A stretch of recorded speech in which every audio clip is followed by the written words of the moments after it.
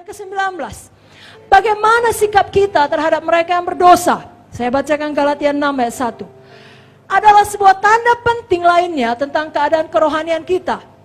Ya, saya bacakan Galatia 6 ayat 1. Saudara-saudara, kalau seorang kedapatan melakukan pelanggaran, maka kamu yang rohani harus memimpin orang itu ke jalan yang benar dalam roh lemah lembut, sambil menjaga dirimu sendiri supaya kamu jangan kena pencobaan. Kalau ada saudara seiman, katakanlah sesama hamba Tuhan Sami jatuh dalam dosa, ada beberapa reaksi yang salah. Yang pertama, kita kritik. Yang kedua, kita keras terhadap dia. Yang ketiga, kita kasar. Yang keempat, kita bilang, udah kubilang kan. Yang kelima, kita bilang, udah terlalu parah itu. Walaupun diampuni Tuhan, kau enggaknya bisa lagi kau balik melayani. Tidak ada pertolongan Tuhan bagimu. Jangan demikian Bapak Ibu Saudara. Kalau Zoe ada di dalam kita tahu kerinduan hati Tuhan mengampuni, memulihkan. Daud berkata di Mazmur 3 ayat 3, banyak orang yang berkata tentang aku, baginya tidak ada pertolongan dari Allah. Jadi inilah yang dikatakan semua orang percaya tentang Daud pada waktu ia jatuh dalam dosa. Ya, pada waktu dia melakukan hal tidak baik dengan Batseba. Lalu anaknya mati, dia menjalani disiplin yang berat. Lalu orang berkata, tidak ada harapan bagi Daud. Tuhan sudah selesai berurusan dengan Daud. Tapi ternyata mereka salah. Tuhan memulihkan Daud.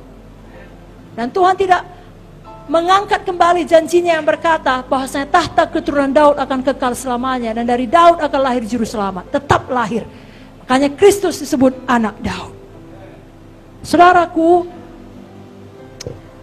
seorang anak Tuhan yang dewasa rohani seharusnya menyadari bahwa dia sendiri pun dapat jatuh dalam dosa.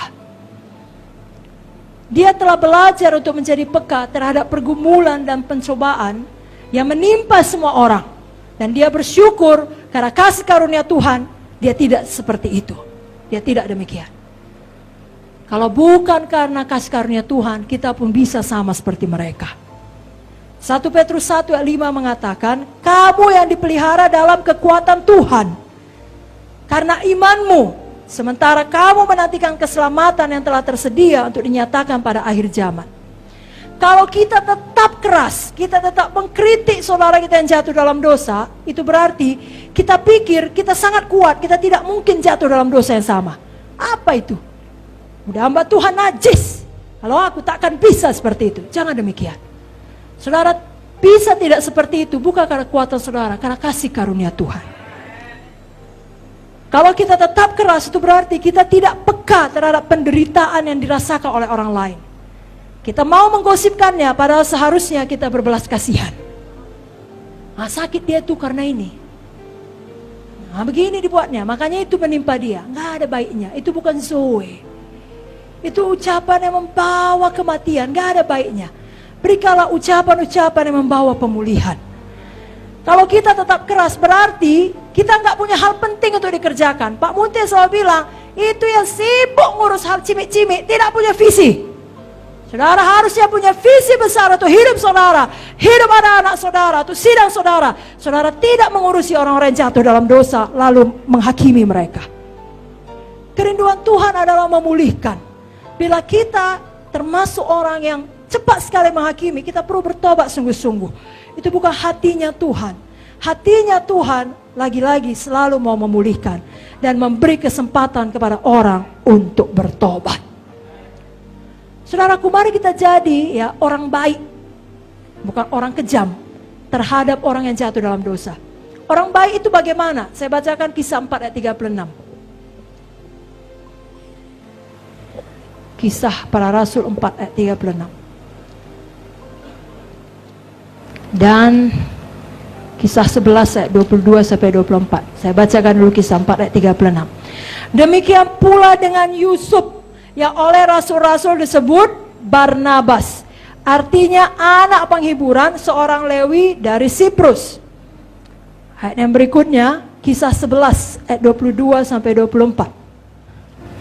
Maka sampailah kabar tentang mereka itu kepada jemaat di Yerusalem. Lalu jemaat itu mengutus Barnabas ke Antioquia. Setelah Barnabas datang dan melihat kasih karunia Allah, bersukacitalah ia. Ia menasihati mereka supaya mereka semua tetap setia kepada Tuhan.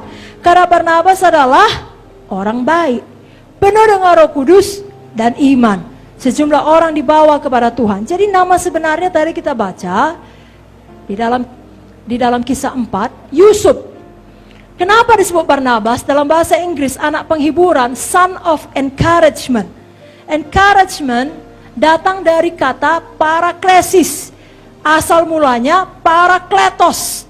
Itu adalah kata yang dipakai untuk menggambarkan Roh Kudus. Makanya di ayat ini dikatakan orang baik, penuh Roh Kudus, penuh iman. Jadi kalau kita mau jadi orang baik terhadap orang-orang yang berdosa, kita penuh iman, dia bisa berubah. Ya, son of encouragement, penghiburan, selalu menghibur, nama dia Yusufnya. Tapi karena saking baiknya dia, orang-orang yang jatuh dalam dosa, sama seperti Roh Kudus, menolong, menghibur, memimpin, memulihkan, begitu dibuatnya. Lalu rasul-rasul bilang, gak cocok namamu Yusuf lagi, Barnabas lah namamu, anak penghiburan, son of encouragement, seperti yang dilakukan oleh Roh Kudus. Kau penuh iman, kau orang baik. Haleluya.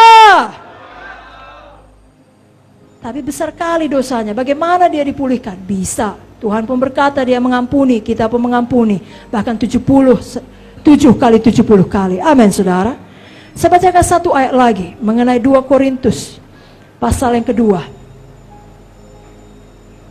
Ini perikopnya ya, mulai dari ayat 5. Harus diampuni apa Bapak Ibu Saudara? Harus diampuni orang yang bersalah. 2 Korintus 2, saya langsung sampai ke ayat yang ke-7. Sehingga kamu sebaliknya harus mengampuni dia dan menghibur dia, supaya ia jangan binasa oleh kesedihan terlampau berat. Saya percaya khususnya ini berlaku untuk hamba-hamba Tuhan. Katakanlah seperti kita di summit ini, yang sebenarnya sudah tahu banyak firman. Ya, tapi ada satu ketika di mana kita membuat pilihan yang salah, kita jatuh dalam satu dosa yang sangat fatal. Firman Tuhan mengajarkan kepada kita yang lain, sudah cukup teguran yang keras, ampuni dia, jangan dia binasa oleh kesedihannya. Karena tingkatannya tidak lagi jemaat biasa, dia pun sudah tidak tahan. Sudah mengerti? Justru kita harus ampuni dia dan kita berdoa, dia dipulihkan oleh Tuhan. Sekali lagi, kalau sikap kita selama ini sangat keras, dan bukan maksud kita jahat, kita pikir memang begitulah seharusnya. Tapi malam ini kita terima terang yang baru. Kita terima pewahyuan. Saya berdoa Roh Kudus menolong kita mempraktekkannya. Haleluya!